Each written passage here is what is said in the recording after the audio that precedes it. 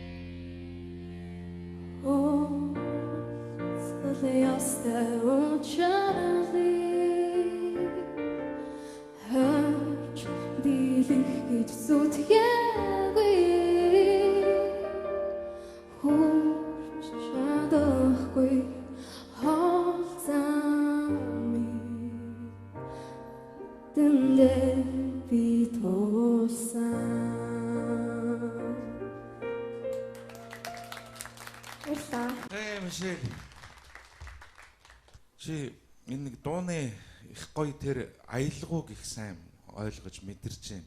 Тэр чинь чиний их сайн авууштай тал бай. Тэгээд энэ аялгау үг хоёр хосолсон тэр гоё мессежийг хүмүүст бол их сайн хүргэж өгч чадж байна. Тэгээ өөрөөр хэлбэл энэ өнгө алддаг барьдаг юм чинь би бол чамайг явандаа засарах байх гэж бодож байна. Чи надад ягаад чи нэг тийм их айгүй хүмүүжлтэй айл өгч санагдсан. Тэг санагдсан уу? Тэ? Нэг байдал төрхөн айгүй тогтуухан юм шиг санагдсан. Тий их дүлгөөн. Их тийм сэтгэл татам. Сайхан охин байна. Тэгээд ямар ч хөөрх юм. Мэдээж тэнцсэн. Баярлалаа.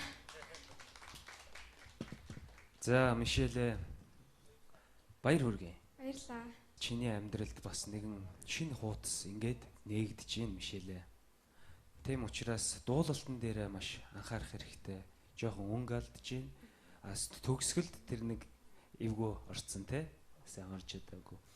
Гэх мэтчлэн энэ ялахгүй жижиг сажиг зүйлүүдээ гээгээд дараагийн шатантаа маш амжилттай орж ирээрэй. Амжилт хүсье. Тэнц. Баярлалаа.